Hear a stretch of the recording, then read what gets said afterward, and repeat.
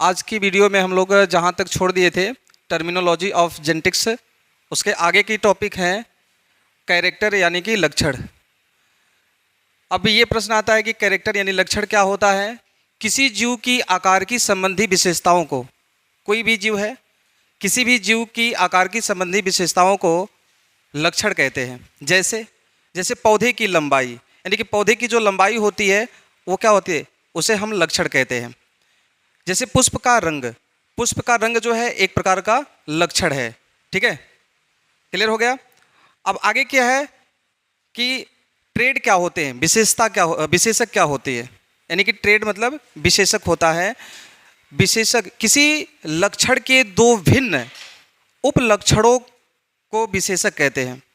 किसी लक्षण के दो भिन्न उपलक्षणों को विशेषक कहते हैं। जैसे पौधे का लंबा और पौधा जो होता है बौना, यानी कि पौधा लंबा पौधा बौना पौधा, लंबा पौधा बौना पौधा। ठीक है, तो लंबा पौधा जो होता है और ये जो बौना पौधा होता है, ये दोनों क्या होते हैं, लंबाई के विशेषक होते हैं। लंबा में भी लंबाई है और बौना में भी लंबाई है, तो लंबाई लक्षण हो जाएगा और लंबा और बौना क्या हो जाएगा, विशेषक हो जाएंगे। ठीक है, अब ये विशेषक जो होते हैं दो प्रकार से होते हैं। एक होता है प्रभावी विशेषक, एक होते हैं जो पहला प्रभावी और दूसरा अप्रभावी विशेषक होते हैं। ठीक है, किसी युग्म विकल्पी यानी कि कोई भी युग्म विकल्पी जोड़ा होता है जो उसके समयुग्मजी तथा विषम युग्मजी दोनों स्थितियों में स्वयं को प्रकट करने की क्षमता होती है।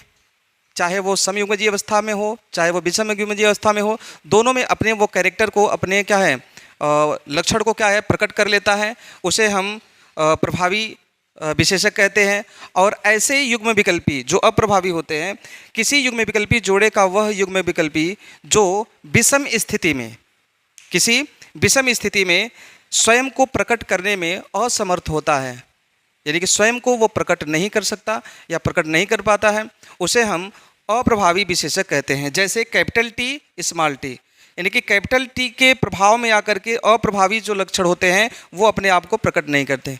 तो मुझे लग रहा है ये क्लियर टॉपिक हो गई होगी। ठीक है, यहाँ पर देखिए प्रभावी है, ये विषम परिस्थिति है, यहाँ पर भी विषम परिस्थिति है।